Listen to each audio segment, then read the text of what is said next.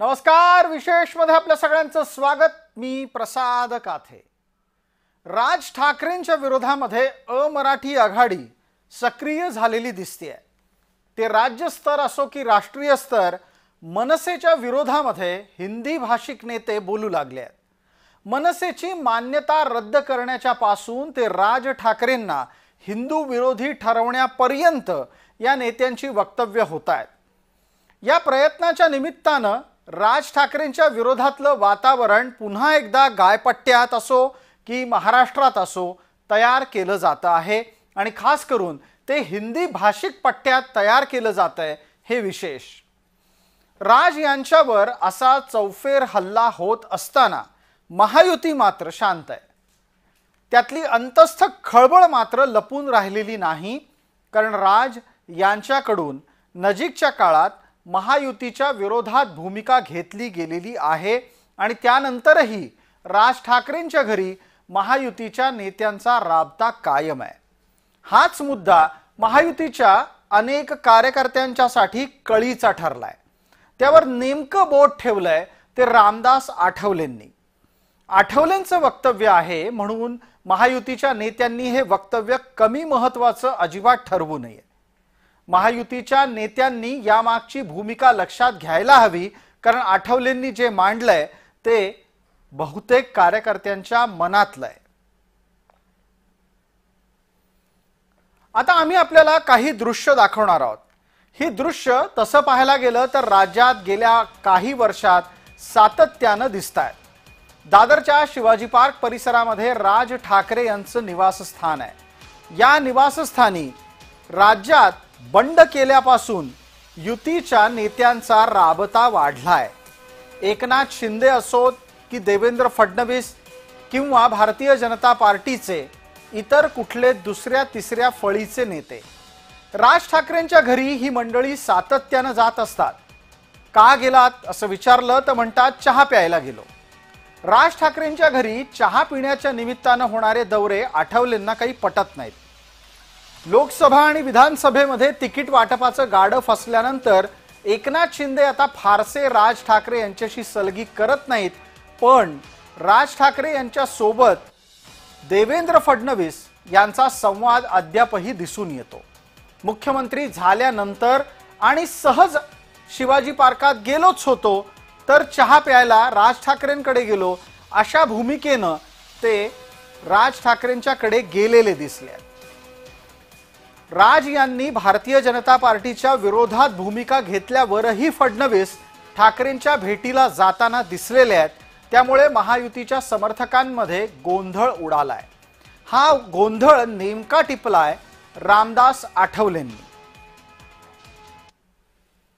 मला असं वाटतं की माननीय देवेंद्र फडणवीस हे मुख्यमंत्री आहेत, गृहमंत्री आहेत, त्यांनी इकडे लक्ष देणं अत्यंत आवश्यक आहे।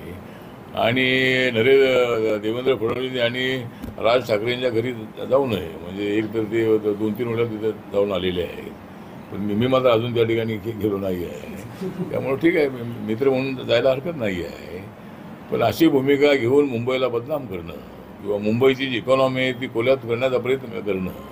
सगळ्या बँकांमध्ये अधिकारी बदलून येतात, सगळे साऊथ इंडियाचे अधिकारी असतात, नॉर्थ इंडियाचे अधिकारी असतात, आणि त्यांना मराठी तुम्ही बोला आणि सगळा कारभार मराठीमध्ये करा, ही राज ठाकरेंची भूमिका अत्यंत अयोग्य आहे।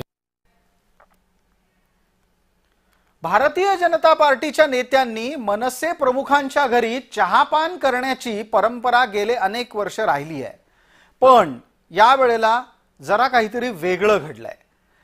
मनसे प्रमुखांच्या घरी येणाऱ्या भारतीय जनता पार्टीच्या एका नेत्याची जाहीर खिल्ली गुढीपाडव्याच्या मेळाव्यामध्येच उडवण्यात आली आणि यामुळे महायुतीचा कार्यकर्ता आणि त्यातही खास करून भाजपाचा कार्यकर्ता बिथरलाय।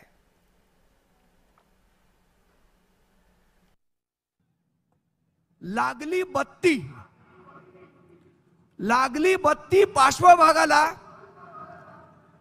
की येतो शिवतीर्थावर चहा प्यायला। लागली बत्ती पार्श्वभागाला की येतो शिवतीर्थावर चहा प्यायला। बँड्रातनं निवडून येण्यासाठी येतो पाठिंब्याची भीक मागायला। लागली बत्ती पार्श्वभागाला की येतो शिवतीर्थावर चहा प्यायला, बँड्रातून निवडून येण्यासाठी येतो पाठिंब्याची भीक मागायला, मुखवटा घालून फिरतो मीच तुमचा मित्र खरा, मुखवटा घालून फिरतो मीच तुमचा मित्र खरा, पण कपटी मित्रापेक्षा दिलदार शत्रूच बरा. स्वतःला समजतो मुंबईचा मामा शेलार, पण सगळ्या मुंबईला माहितीये की हाच आहे मुंबईचा आशिष जोलार.